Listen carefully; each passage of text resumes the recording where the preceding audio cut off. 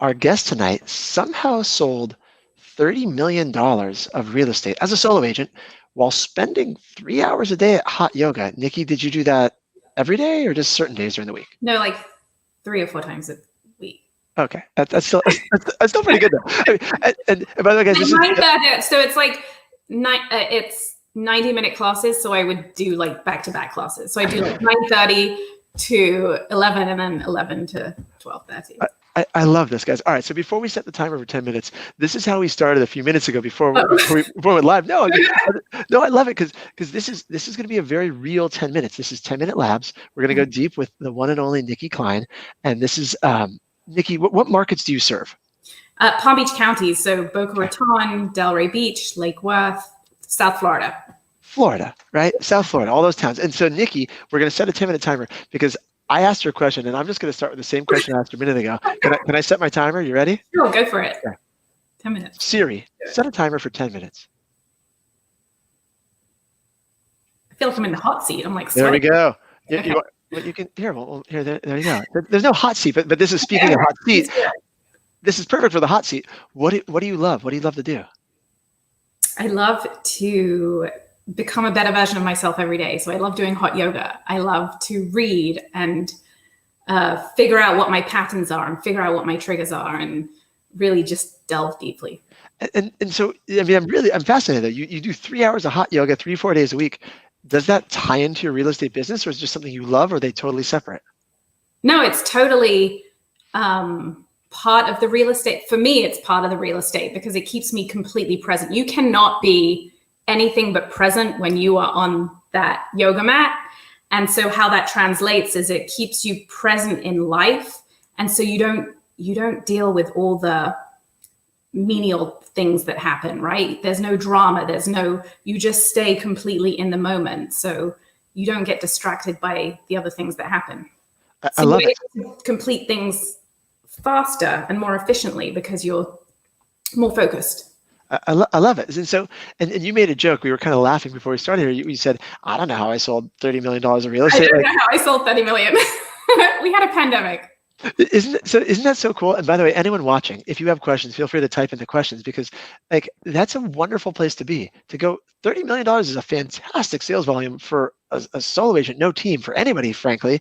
And to do that and not even know how it occurred. So have you been in real estate a long time? Is this new? How'd this start? So next year, it'll be 7 years in real estate. Okay. So, go ahead. Did the career like take off pretty quickly, or did it kind of build slowly over time? No, I think my first year I sold, I think I made about $3,000 all on rentals. So it was really great. So a lot of rentals my first year. So anyone who's watching, who's like, what am I doing? Don't give up, just keep going because it pays off, right? You work with these people who are doing rentals and then they want to buy the following year. So if you just keep following up with them, you'll end up getting them as clients. I love it. So somewhere between year 1 making 3,000, and year 7 selling, 30 million. Yeah. What changed along the way for you? Was it just literally building one year upon another, or was there something in the middle that kind of shifted for you? So I think it was I'm very driven, and my brain works quite fast, so I'm able to shift gears pretty quickly. And I think it was a lot of following up with my past clients and just building a reputation. I also have Facebook groups. So I run a Facebook group with 17,000 local community members, and I don't allow other realtors in my group. So I've kind of built this tribe of people who use me. Not all of them, obviously 17,000 people, but a lot of them use me as their trusted resource, not just for real estate, but for anything that they need. So I always say to them, if you need anything, I want you to think of me. So I get a lot of phone calls for people who are looking for landscapers or somebody who needs to build a pool, or it's really, I'm the resource for everything. And what I found is that with these Facebook groups is when you give, people want to they want to give back as well. So I'm constantly connecting people and, sharing information from people that I know and trust, and then they reciprocate. That's incredible. And the reason I'm smiling is when you said, I kind of built this tribe. Yeah, 17,000 people in a local Facebook group is a tribe. That's incredible. Was it a lot of conscious, intentional effort to build that, or did it kind of happen organically? Both. It was a combination of both. So when I first started, it was I wasn't even in real estate when I started the Facebook group. I had just moved to the area, didn't know anybody. So 7 years ago, I moved to a new town, didn't know a soul. And so I thought, well, how am I going to meet people, and how am I going to create a sphere, and how am I going to, find out who the best dry cleaner is, or the best restaurant, right? The best sushi. Where's the best sushi? That's the most important question. So ultimately, I created a Facebook group to figure out where the best sushi was. Did you answer that question? Yeah, of course. Okay, just making sure. Yeah. Okay. So basically what happened was I wanted to create this place where new people who were moving to the area had somewhere to ask questions, because it's hard to find that, right? Like, you can ask your neighbors and you can ask other people, but there may be some questions that you're embarrassed to ask. So I would ask anonymously. So it just kind of grew. I was the breaking news for the area. I would do a lot of Googling to figure out what was happening around the area, and then I would post about it. So organically, people would bring their friends in and say, hey, did you hear from this Facebook group that this is happening? And then they were like, no, add me to the group. And so now it's just become this massive place of value that people go to for anything that they're looking for. Interesting. And is Nextdoor big in your area too? Like, is it kind of like, have you replaced Nextdoor, or do people still use that also? So it's funny, because I was never into Nextdoor, and I joined Nextdoor about 6 months ago, and I introduced myself, and about 20 people were like, I'm in your Facebook group.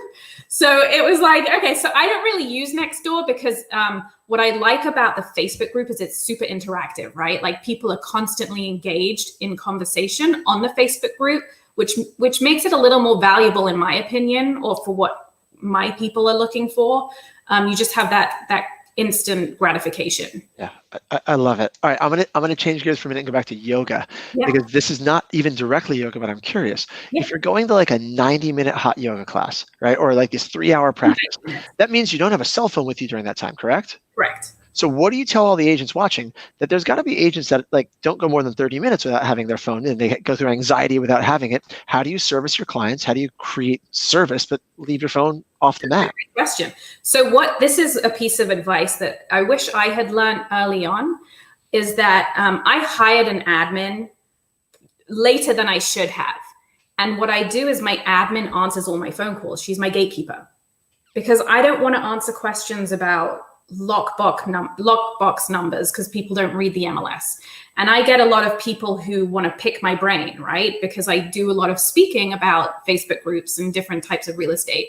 And I just, I value time is like the most important thing we have in our life. It's a resource that we don't ever get back. So I can always make more money. I can never get my time back. So for me, it's so important to have that part of me. So my phone calls get answered. It's just not by me. I love it. That's one piece of advice that I would give any agent who's looking to hire an admin, is have them answer your phone. I love it. All right. So on that type of freedom that you just, until you experience it, it's like, it just stops the brain from overdrive, right? Yeah. I love it. So on that route then, what's another mistake that you see experienced agents making right now? Experienced agents? Yeah. You see during COVID, all the changes and everything going on? Okay, here's what I would tell you. This is something that I see that's just no judgment. Everyone has their own way of selling real estate. But for me, what I find is that when I see agents being salesy, I think that that's a bit of a turnoff to just the consumer, right? Like, they don't want to see just sold, just closed, just listed without some kind of a story, because people get vested when there are stories to the transaction. So if you're going to talk about a closing, don't just say just sold. It's like, I wouldn't want to go to see like my hygienist telling me she's cleaned more teeth. But if she had told me that somebody chewed on an apple and their tooth fell out, and there was like a story to it, I'd be like really interested, right? But when she's like, I just cleaned some more teeth, like, nobody wants to hear that. So for me, what I would advise is like, if you're going to have a closing or if you're going to have a listing, talk about it. Like, oh, my seller's moving to Colorado from Florida. Can you imagine the winters that they're going to have to experience, and they're going to miss the sunshine? Something that's going to engage the audience. I love it. All right, we have 1 minute left. Oh my You said goodness. you said you read. I told you it goes quick. You said you read a lot of books. Yeah. Favorite book you read that made the biggest impact on you in the last year? Anything jump out at you? So I do read a lot of books. The book that started me on my journey was Brene Brown. And then, well, I read all of her books, well, most of them. And then, okay, so this book, The Untethered Soul, is pretty powerful, really powerful book. Right now, I'm reading this book, Course in Miracles. Oh, yeah. And I'm also reading, well, you can't really read this book. It's more of like a subconscious thing. But anyway, and I'm also reading Inner Engineering by Sadhguru, which is really powerful. Lots of like just self-growth, whatever. If I get triggered by something, I'll find a book on it to figure out what that trigger is.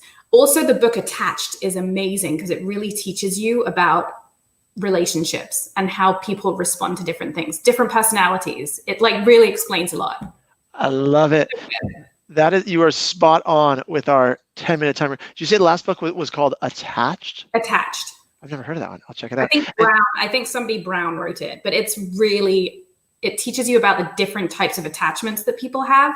So it's, you can have somebody who's a secure attacher, which is really ideal. And then you have an anxious attacher. And then there's another type, but. So cool. So I'm actually, by the way, I'm actually married to a therapist. So when you talk, so tell her about, I bet she knows about it. I will. When you talk about Brene Brown and all, Brene Brown is a really great, I know we're over our 10 minutes. So we're just going to keep talking for a while, guys. We'll shut off the broadcast in a minute. We'll just keep chatting. But yeah, she has this great cartoon about attachments. I don't know if you've watched that little short animated cartoon with Brene Brown stuff. Oh, it's so good. Anyway. I don't know off the top of my head. Those of you at home, by the way, reach out to Nikki. Right? This is 10-minute labs. This is 10 minutes. We just go, that's it. You got 10 minutes in depth. So send her a message, ask her a question. That was so fun, Nikki. See it? Wasn't this fun? Yeah, it was good. Told you, nothing. But guys, this is in there, let me tell you. Nah, you're good. We perspire in England. You were good. You were perspiring. This is brought to you by LCA Elements, guys, launching early next year. So check that out when it comes. And I'm going to click end broadcast, Nikki, if you want to hang for just a minute. Yeah. And